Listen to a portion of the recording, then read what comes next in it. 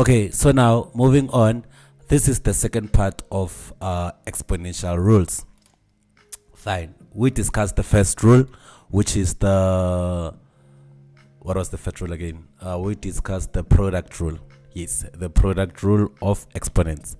Now we're going to look at the second one. That is the quotient rule according to the list. But then I'll jump off and look also at the power of a quotient rule. Just to simplify things, I'm not saying I'm going to state how powerful the quotient rule is. No. Quotient rule is its topic, or rather it's its own rule, and the power of a quotient rule, it's also sort of its own rule which connects with the actual one. So I think it would be nicer or better to do them both at the same time, like trying to make it looks easy. So I felt like it would be better if we look at both the rules at the same time, because like they go kind of like hand in hand, but then depending on how you understand it. Okay, sharp. So now let's look at the quotient rule. It states that, so if you have a to the exponent n divided by a to the exponent m, the quotient rule states that this is equals to, since the bases are the same, you just take the base, write it there, and then you take one exponent, the first one, and then you subtract the second one. So that's what the quotient rule says.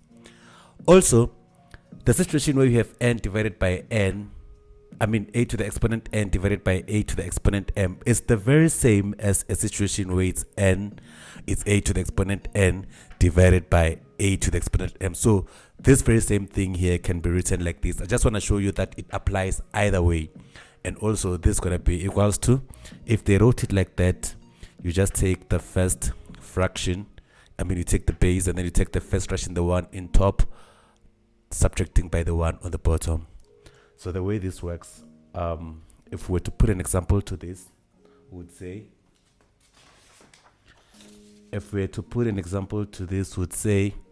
if we have x squared divided by, say, x to the exponent 5, what would be the answer here? It would be equals to x of the exponent of the first one subtracting the exponent of the one in the bottom. So this would be x is equals to 2 minus 5. 2 to the x to the exponent 2 minus 5. So what is the final answer? X to the exponent 2 minus 5 is going to be x to the exponent minus 3. So x squared divided by x to the exponent 5, this would be x, the first one exponent, because the basis is the same.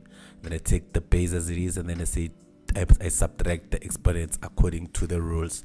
So that's when it's 2 minus 5, which then gives me x to be equals to minus 3. Like I say, the very same way I can apply this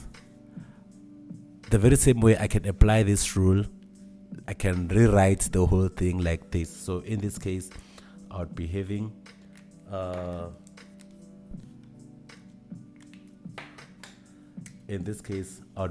say x squared divided by x to the exponent 5.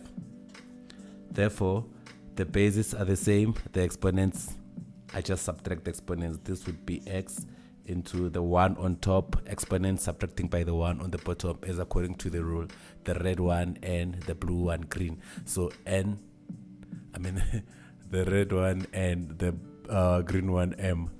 And then that's when you say the first one, the one on top, subtracting the one on the bottom, same applies here. So it would be 2 minus 5 exponents. So exponent 2 minus exponent 5. Therefore, that's gonna give you x to the exponent minus 3. And now we've done some other videos where we explained that x to the exponent negative n is the same as 1 to the exponent positive n. Like, we've explained something like that in previous videos where we said x to the exponent minus n is the same as 1 to the exponent positive n, meaning you would simplify this one further and say this is 1 over x to the exponent 3. that's just another rule. Meaning also for this one, we would go further and say this is the same as 1 over x to the exponent 3. But here I'm just showing you how the rule apply. Let's make the next example in form of numbers. Suppose we have 3 to the exponent 3 divided by 3 squared. You can simply punch this on a calculator. 3 to the exponent 3 would be 27. To follow the rules of exponents, we would say the bases are the same. I take the base and then the first exponent subtracting the second exponent. So 3 minus 2, which is going to be 3 minus 2, which is going to be to the exponent 1, which is just going to be 3. So 3 divided by 3 squared is 3 exponent 3 minus 2, which is just 3 to the exponent 1, which is 3. But also, you know that 27 divided by 9 is 3 anyway, if you punch it on a calculator, like I say. But then we're just following the rules in this case. Now, I think everyone is starting to see that we're getting somewhere.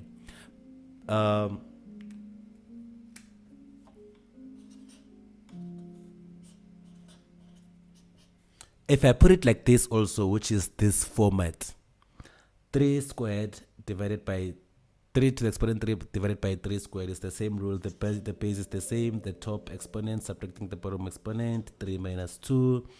Therefore, this gives us 3 minus 2 is 3 to the exponent 1, which is just 3, because we don't necessarily have to write the invisible 1.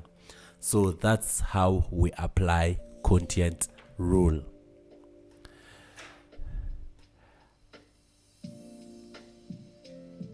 Just to be clear, personally, Joe, it doesn't really matter if you know the name of the rule, dog, or you understand exactly what are they talking about, which rule it is or whatsoever. Mathematically, that doesn't really matter, as long as you know how to apply these things whenever you see a question, because you have to learn the skeletal part before you can solve bigger problems or whatever chapter it could be. As long as you understand the rules, that's what mathematics is all about. So, like I say, dog, it doesn't really matter if you know the names or not. But then what we've just done now is quotient rule.